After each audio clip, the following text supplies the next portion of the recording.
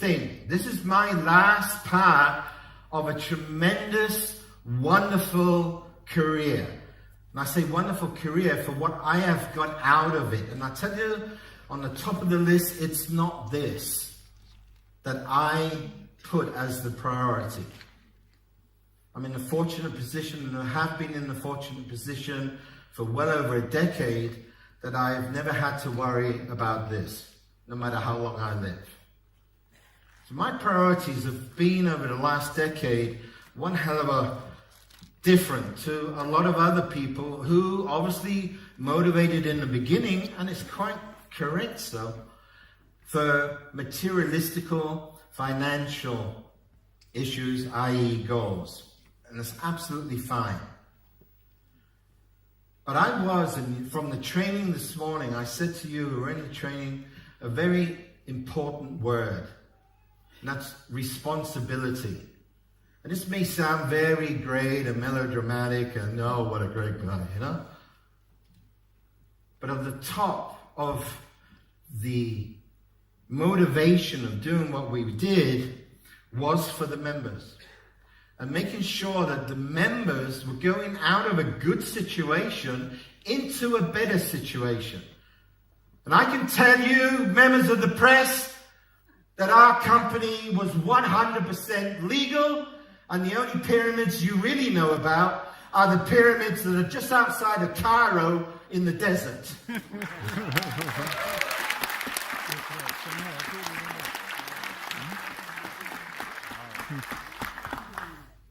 I did a due diligence. My partner would love to have done a due diligence, but it's not really his world. Those of you who know him, you know exactly what I'm saying. The people leaving are not from the press, I hope. You want to get the evening news out, or okay.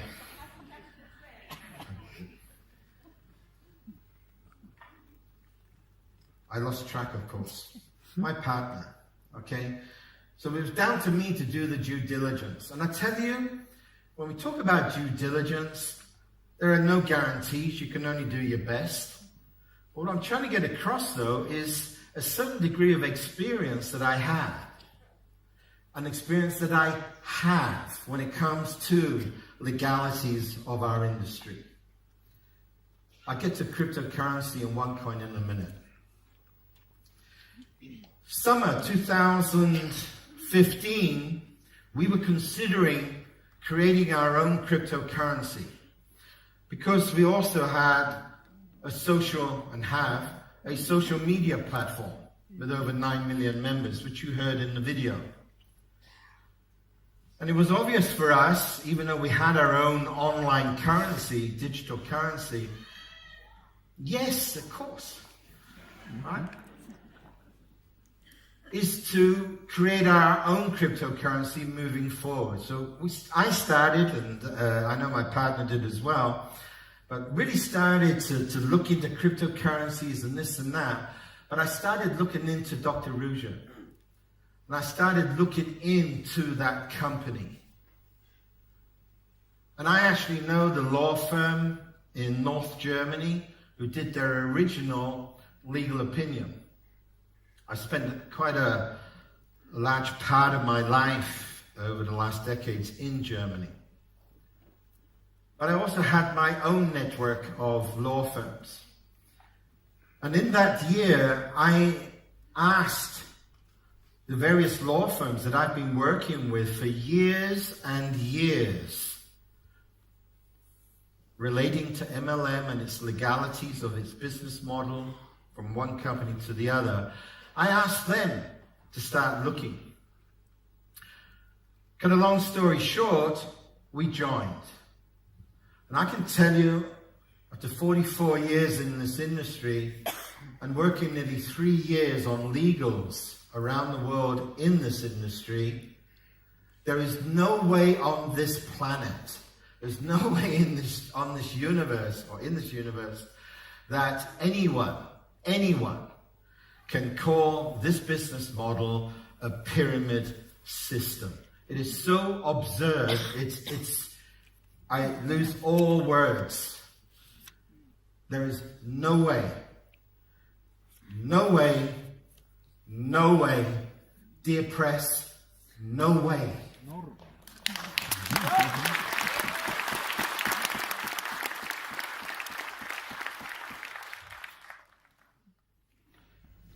And we heard a lot from Ken about your Googles and your bloggers and one to another. And I say, unfortunately, for a large percentage of the population in the world, that Google has become the new Bible or the Quran or depending on your religion. Oh, I read it in the Bible. I'm very fortunate. I don't like the internet. I don't like the internet. I'm a major owner of a social media platform. I don't like social media platforms. I don't like them. I'm that generation. In fact, I think internet hasn't done network marketing that much good. That's my own personal feelings, thinking. Because some people think, I can send out 1,000 emails to 1,000 people, and they're all going to say, hey, great, I'm in, Networks are always about the relationship. There are a lot of advantages with the internet, also for the network marketing industry. You can reach a lot of people at the same time in a lot of different cities and countries at the same time. But my flights a year certainly haven't gone down.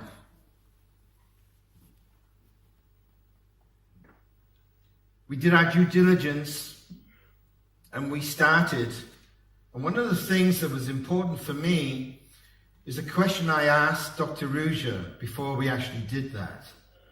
And I asked her for permission to get legal opinions on the business model, Onelife.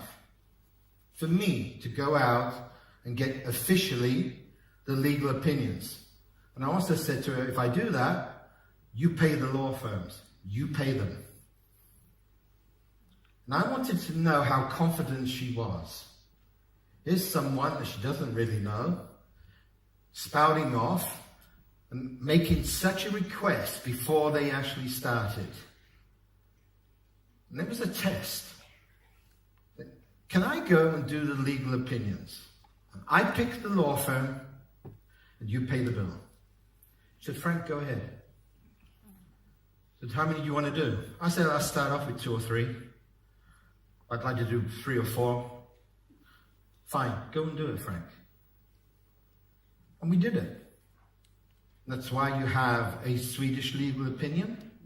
That law firm, been working with them for a handful of years because they did the legal opinion for our company when we had official international online governmental warnings to the general public about our business model.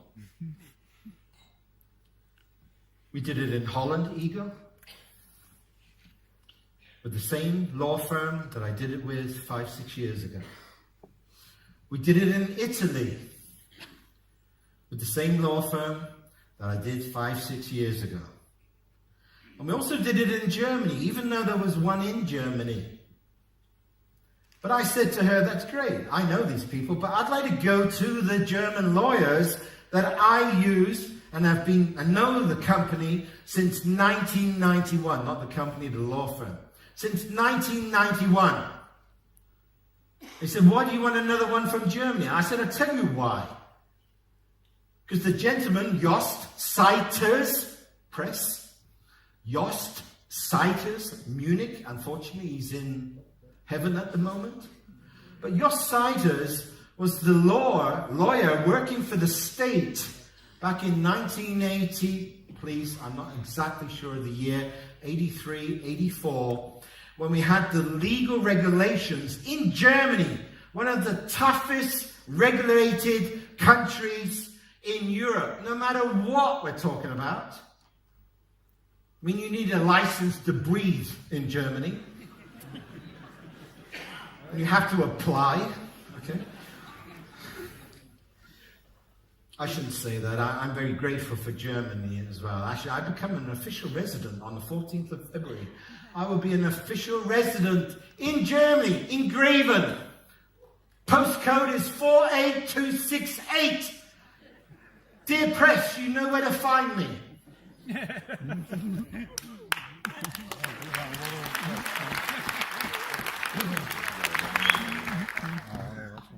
But Jos Seiters, he created, with the state prosecutor of Germany at that time, paragraph 6C, that regulated all direct sales companies wanting to work and actually working in the Republic at the time, Germany.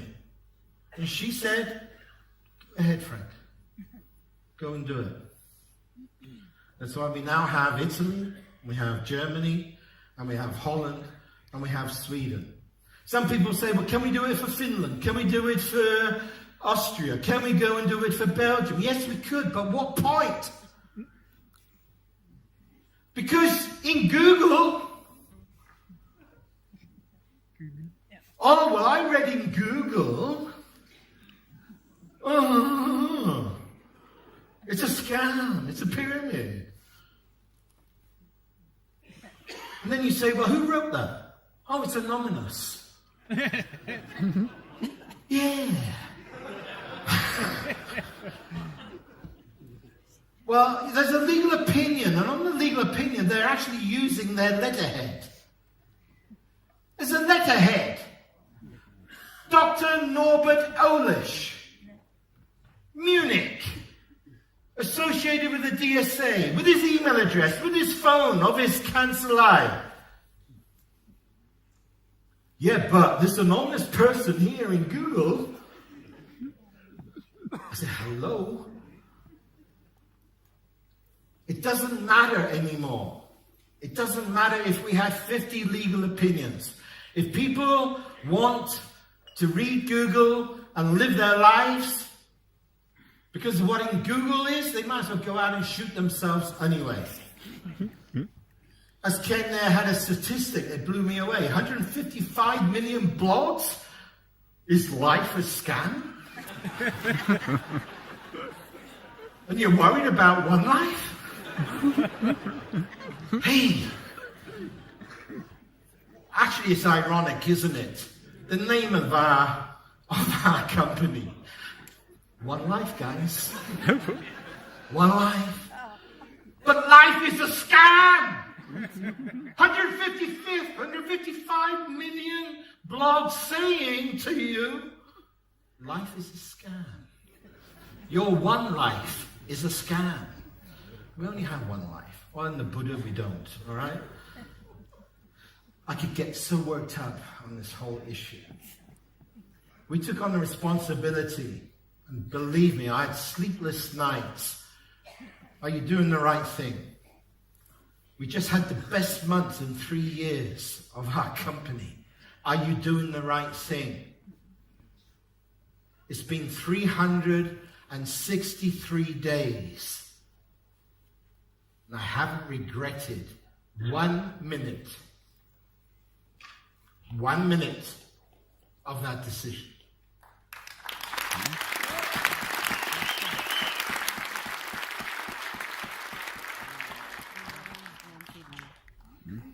Dear press, your colleagues in Germany, this is a German daily newspaper, all right? I need to frame this actually because this is so brilliant. And if I had paid for this, I couldn't have done it better. This is from the Friday the 6th of January. And it's just strange, maybe an ironic coincidence. There's a report here about what happened with Bitcoin last week. I mean, they write about the facts, it's very volatile. That is a risk. But they say about how Bitcoin hit record high, about this virtual currency that you can use in most countries. There's no regulatories fighting against it and one thing or another. And of course they don't fight it, but you know why they don't fight it? They don't know who to present the fight to. Where are they going to deliver the court order? I mean, there's no one saying, well, I started Bitcoin. Here's our offices. Here's our staff. Here I am. So they talk about Bitcoin and pretty good and one thing and another and the future of crypto. I mean, I'm not going to go into that. We know about our crypto situation around the world. And right next to it, there's an article about this little bank called the Deutsche Bank.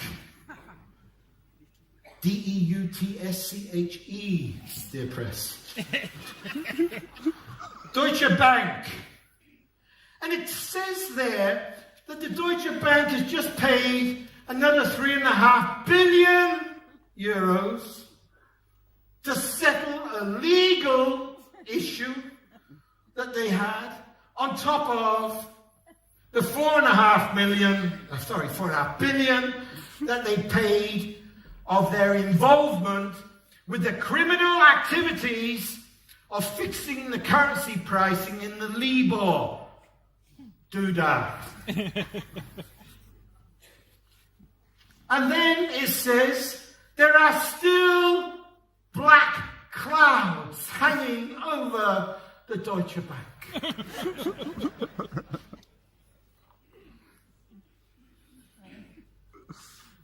But in Google, life is a scam. Because the Deutsche Bank, there's no one there at the Deutsche Bank who has to worry that their name turns up in Google or been involved in that. We heard about from our dear CEO the reference to VW. But I mean, that was an illegal act. It was criminal what they did with their cars.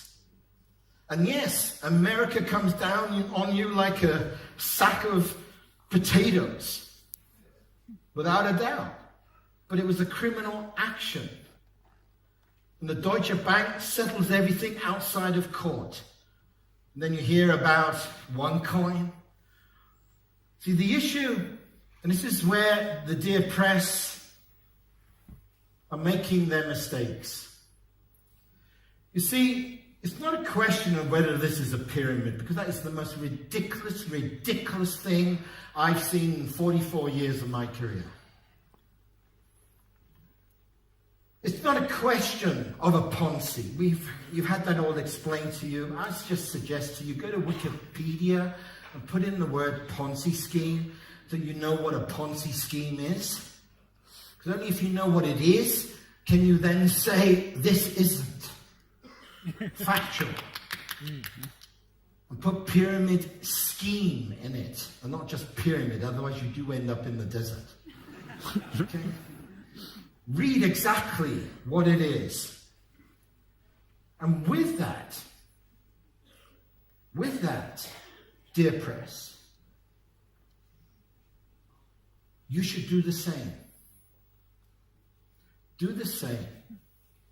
But what your real issue is, and what our issues are when we're talking to people, is whether the cryptocurrency OneCoin, whether the blockchain OneCoin is real or not. But that's something they can't really go for.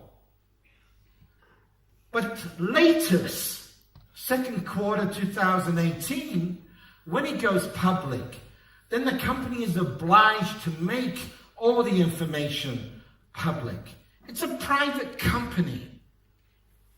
I've been sat down with people and they say, well, I've got 10 people in my organization and I'm ready to join you guys, but I want to go to Sofia and I want to see the computers and I want to see the blockchain. And hello?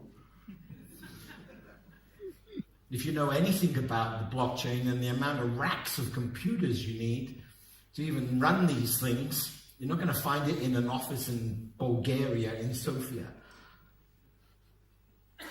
The people asking this don't even know how to spell it. That is the question. It's the question that we all have to ask ourselves. Is the blockchain OneCoin real or isn't it? There's no other question, except for the fact, what do you need as a cryptocurrency to be one of the most used cryptocurrencies in the world? Well, let's go through this. What you need is, you need millions and millions and millions of people who actually have ownership of coins. Do we agree? Yes. Do you know how many people actually own Bitcoins? Do you know that? How many? Yeah, there you get now. Can 300,000 people owning a cryptocurrency, it doesn't matter the name of the currency, can 300,000 people create a global international payment system? No. So you need millions and millions and millions of people, correct? Mm-hmm. And you need them in a very relatively short time, correct? Yes. And there is only one thing in the world that can get anything out there internationally, globally, in a quick time.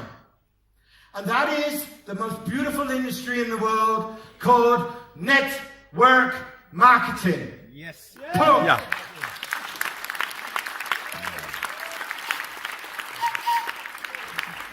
And it doesn't matter whether you're selling shoe cream, wonder pills, or whatever. It is the most efficient way to get something out into the marketplace in the quickest amount of time, and also from cost. And this is what Dr. Ruja has done. She's not a networker. She doesn't come out of network. What she knows about is the economic aspects of things. Economics. But she was clever enough to see, what does she need to do? She needs to get it out there quickly. So we use an established business model called network marketing. And there are universities in the world, business schools in the world, who have semesters on network marketing. Yes. Network marketing is not a scam. It is not a pyramid scheme. It is taught in American universities. Yeah, but in Google.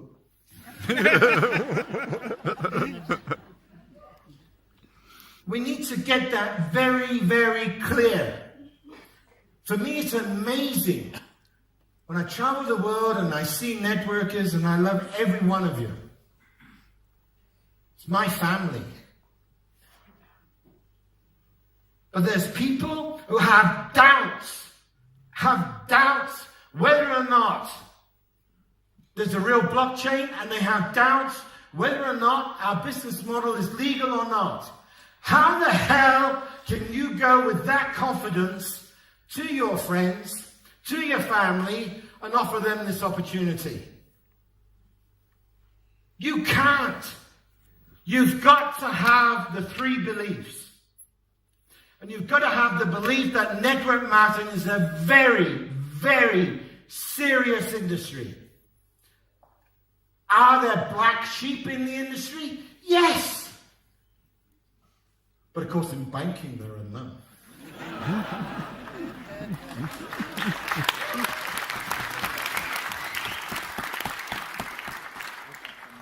And I could say in the real estate industry, or in the insurance industry, or whatever industry, you'll always have your black sheep.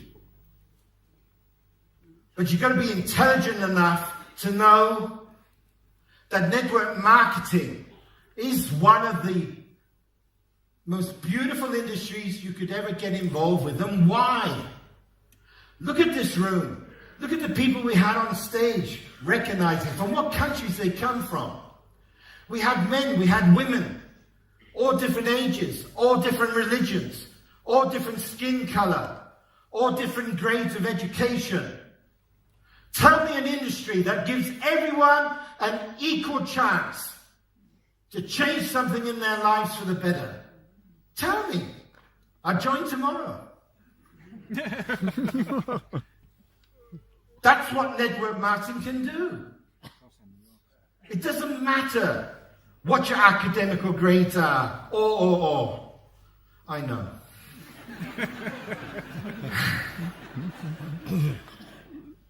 You've got to believe in the industry. Number two, you've got to believe in the product. Dear press, please tell me, have you checked that the blockchain doesn't exist? You only question its existence. That's all you do. Why wouldn't the blockchain exist? Every one of us could start one tomorrow. There are programmers selling software where you can kick off your own blockchain. We were looking at this 18 months ago. We had 2 meetings with law companies for our own cryptocurrency. And I'm not going to tell you how much it costs to start your own blockchain. Why would Ruja not have a blockchain? And anyone, please prove to me that it does not exist. Then I may have 1 or 2 doubts. You've got to believe in that. And it's not just about the cryptocurrency. There's going to be a lot of other products and things in the opportunity. And the third thing you've heard in different ways today, and I'm going to finish with this, you've got to believe in yourselves. You've got to start believing in yourselves. Without those 3 beliefs, that you can do this, nothing will happen. You cannot wake up in the morning with doubt. And what you have to realize for the belief in yourself is the following thing in human nature. When you talk to 10 people, 9 people are going to say no. But you need to realize this, and this is the best thing to go to bed with. Or not quite.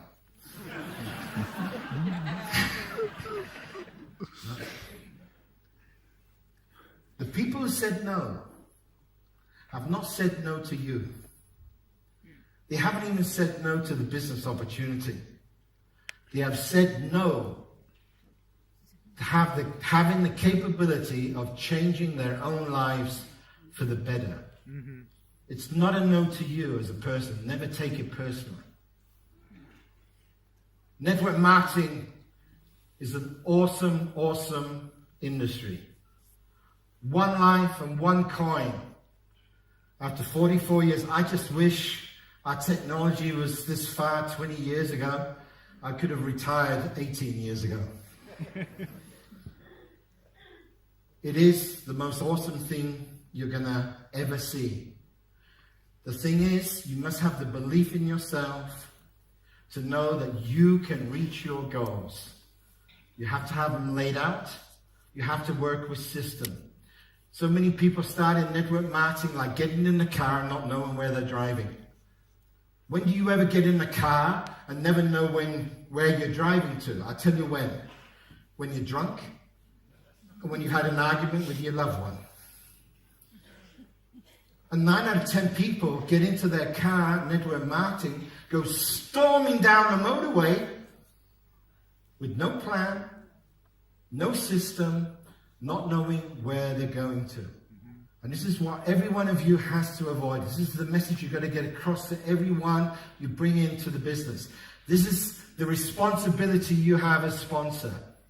You have to give the people a map. You have to get a map in front of them.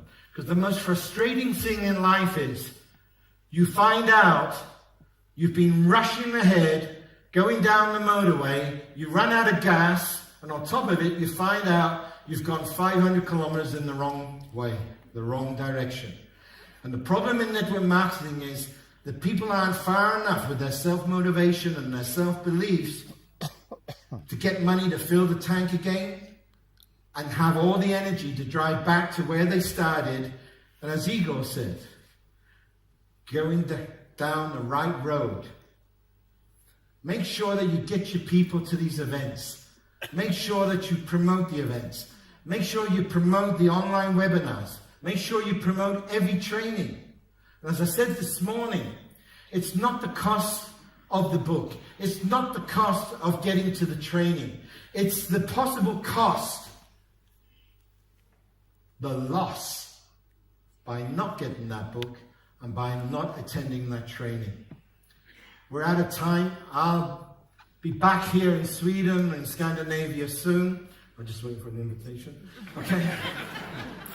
I have to make it hard to get, you know? All right? I've been coming here for 20 years. I remember the first time I came to Gothenburg, and there used to be a Sheraton on the way to the airport. Was it a Sheraton? Yeah. Or Holiday Inn? That's where I did one of our first super weekends with Thomas and Kenny Nordland. So this country means a lot to me. The people mean a lot to me that I've managed to meet over the years. Thank you for inviting me, Navid and Max. Great organization. Thank you to the MCs and thank you to every other speaker. And thank you all for being here today. Thanks a lot.